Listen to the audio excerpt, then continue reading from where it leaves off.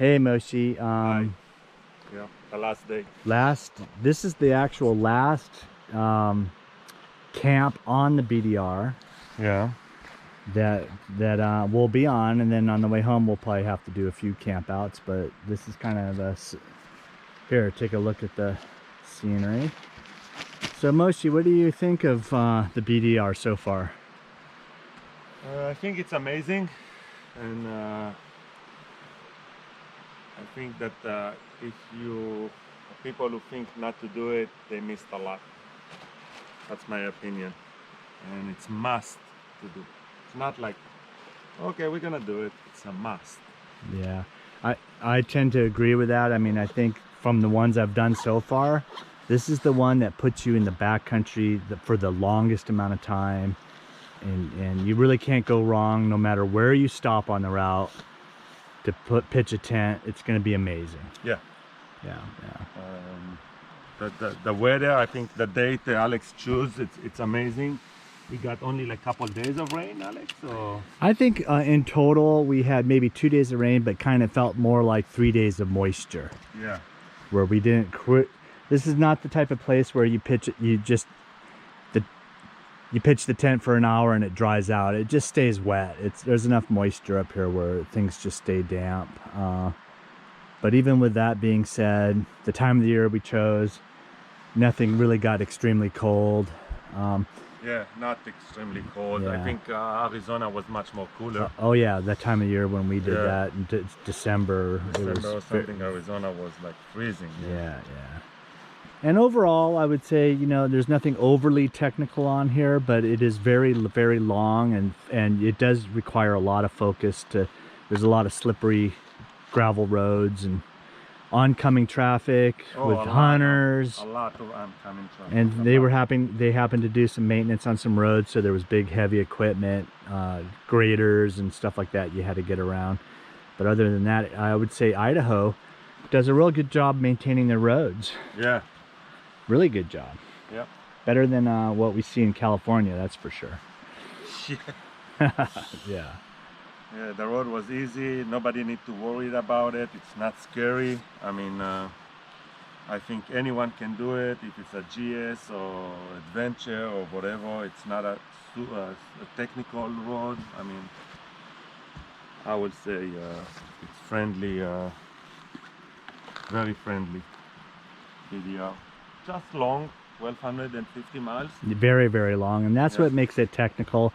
So when we say, I kind of disagree a little bit with Moshi in the fact that it's technical because it's long and arduous, and it does wear you eventually. But the camping aspect of it is knowing that you could be hot, you could be cold, you could be wet, so you really got to be prepared for all those conditions, you know, and that's kind of what makes it a little bit of technical, the preparing of it. And there's a couple spots where there's, you know, some rutty hill climbs that you could just got to stay focused and keep your momentum, and it'll be no problem. But it's not like those are the sections that you can't be looking around, looking at the scenery. That's what, you know, that's all that means. But it's not. Definitely you need off-road tires, like. Yeah. I would say not a 70-30 or 70-20. Yeah. I say 50-50. Yeah. You know what? I want to say yes to that, because the year before I had more of a street tire, and thinking that you know I wasn't going to see anything that would require a heavier tire. But I'm really glad because of the rocky stuff and the real loose gravel. I felt more secure on a more aggressive tire, so I would recommend that for sure. Yeah. And here's the other thing I thought of that would be good to mention. For those folks that are thinking about maybe even solo, if you pick the right time of the year, the good part of that, there's a lot of people on the trail. There's a lot of people. We met a lot of friendly husband, wife, father, son, 2 gentlemen. We helped one guy out that hit a deer. He was okay, by the way.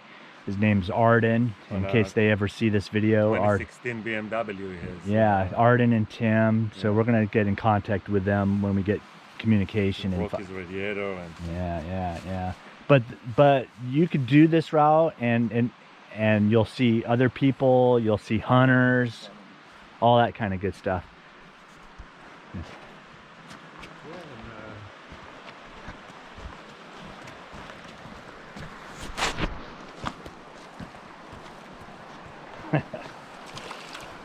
And there's your wildlife shot.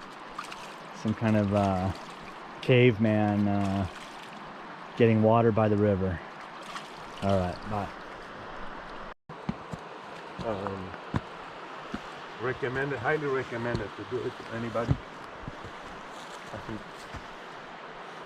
you cannot go wrong. There's a lot of people, there's a lot of nice town. We eat amazing pizza at town. You never think it has a pizza over there that's good. Yeah, I would say probably the best meal. We drink a lot of beers. Yeah, the best meal on the trip, honestly, was Avery, and they have a pizza place, micro brewery, and they have a stove pizza oven, stove brick pizza oven, and the pizzas there were like, I would almost say probably one of the better pizzas I've ever had, period. And I don't think it was because I was starving, because we ate well, but it was just that good.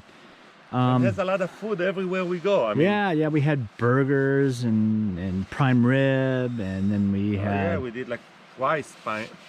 Yeah. And the general stores, Moshe went out and got some steaks a couple times. So I don't think we of course we did the mountain house freeze-dried food type thing, but you could eat like kings if you want to on this route. So yeah. That's what's good about it. Yeah. So yeah, I'm actually kind of looking forward to even the journey going home, and because we even off the BDR, this state is so beautiful. It will just keep giving, I think. So yeah, I'm gonna turn this video off so I could get more clips along the way. That's it. Bye.